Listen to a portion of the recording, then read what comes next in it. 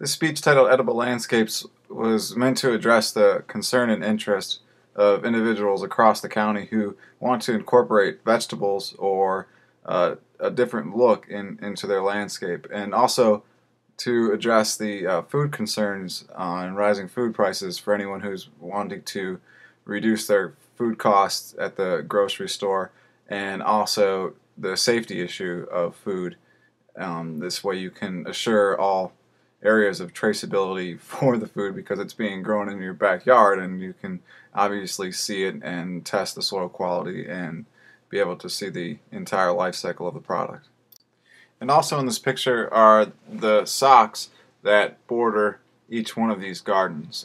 What these are just canvases or materials of some kind, and then they're filled with compostable material, and they act as borders and perimeters in these gardens, or they're trying to use them inside of school sites and whatnot. And they used to be used for remedial purposes, and they would retain soil runoff and whatnot. Were used as weirs inside of soil systems.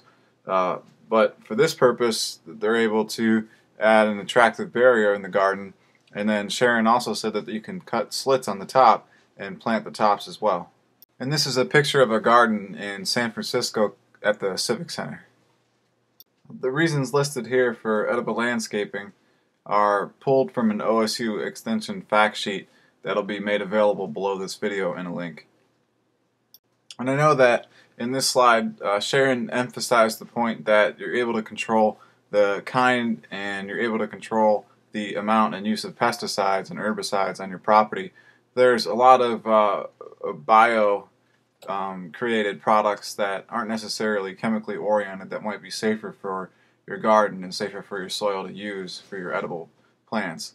And there's the chance to start composting that we ended up talking about later in some soil slides. Where to start? It's always best to try and come up with a design, a nice simple design that you can work with, something that isn't going to extend you beyond your means to plant the garden. In this slide, I wanted to put a picture up of the new USDA garden called the People's Garden, which for the first time in years they've ripped up this lawn and planted a group of vegetables. That's the island on the very right hand side of the slide. And then surrounding that island is a bioswale, and then outside of that bioswale is a pollinating garden of native wildflowers, and across from that there's a lot of native grasses and things like that. So the USDA has started to model themselves after these concepts and really taken on the idea of organic farming. They brought in the Rodale Institute with dump trucks of organic soil to put on this vegetable garden to start and begin the talk and communication about these new concepts of growing. And when you're making your plan, you're going to have to see how much sunlight's coming down on your yard. The rule of thumb for vegetables is normally 6 hours of sun, and for other vegetables, usually cold weather vegetables, they can withstand more shade. Lettuces and whatnot you can normally put on the perimeter and they're able to withstand more shade, so they don't have to have nearly as much sun. Soil is always a big concern when it comes to planting. If you know the history of your soil and you know that you haven't had any real heavy contaminants around you and you're not post-industrial anything, then you're normally free to use the soil that's available to you and try and add some compost to it to increase its organic matter and bring fertilization for your plants. But if you don't know the history of your soil, then it's going to be best to try and test that soil. And in the one packet that'll be linked at the bottom of the below this video, there's a packet for Mulberry Creek, and in that packet there'll be a few places that you can check out in order to get soil tests done to find out whether or not you have different contaminants in your soil, or whether or not your soil is going to be up to par for planting plants, or for planting edible plants. Sorry. You can design your garden in a variety of ways when it comes to building your beds, but this bed specifically is at the Civic Center that's from the first slide, and it's a keyhole garden. And I'm not sure where keyhole gardens originated, but they're used in Africa to fight off hunger by having a really successful, small, intensive growing system that can control waste and really build up a strong support for their daily food sources. And when it comes to taking a look at what to plant, you can try and use mimicry. A lot of the plants that we have that are vegetables represent very similar relations to plants that we've always used in the garden. In this example, the broadleaf of the eggplant is very similar to the broadleaf in the hosta that we've used for years in our gardens. And the eggplant offers not only an attractive flower that's on the top right of the slide, but also an extremely attractive fruit that comes. The one thing that we sometimes forget when we're planting is we end up having like dull corners or sharp corners or just edges around the garden that are not very attractive. And we forget that if we just dress up pots in really simple designs with herbs, the herbs normally will withstand pretty serious conditions and come back every year. That we can bring them in the house after the summer and then put them right back out in the next summer. And these herbs add a lot of appeal to our gardens when you're just walking around and taking a look. All of the ideas in these next few slides are represented inside of the OSU Extension handout on edible landscapes.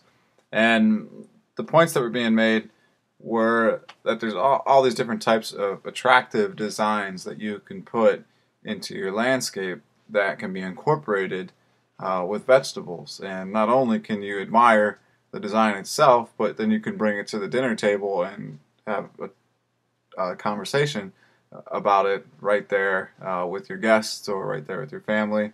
And it really helps to increase the communication about food. And then when we're doing that, we always end up talking about things that benefit us for our health.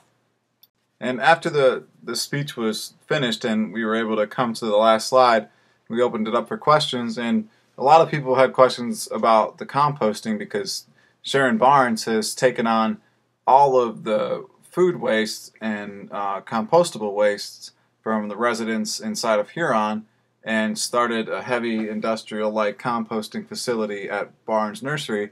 But there was a lot of concern because she's using meat and fish and other things that wouldn't normally be incorporated into a compost pile. And then she just explained that the temperature level and bacteria level, the microbial activity is so high at this industrial site that it's able to break those things down much faster.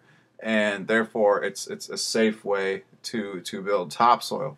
The other concerns that were brought up were usually about pests, different animals. So most of the time for organic solutions, you're going to have to find whatever predator there is for that pest and then try and make a method that imitates or mimics that predator in order to keep that pest out. I know a lot of organic distributors will use a urine of some kind of a predator, diluted, and that scent will keep the pests off of your plant. But in some other cases, some pests don't like vibrations, so some people try and put fans or other things that catch the wind on that site where their vegetables are to act as a vibration to keep that certain pest out. And if anyone wants to look into this and start to plan after watching this, then it's probably a good idea to look at Mary Strayer's work from the Huron Hometown News. She runs a column on gardening every week for the Huron Hometown News, and she has a lot of really good, helpful information in there. And if you contact her in any way, she will give you all kinds of great tips on these things. And if you want to get into really successful food growing systems, then I'd recommend the books of Elliot Coleman and the work of Mel Bartholomew.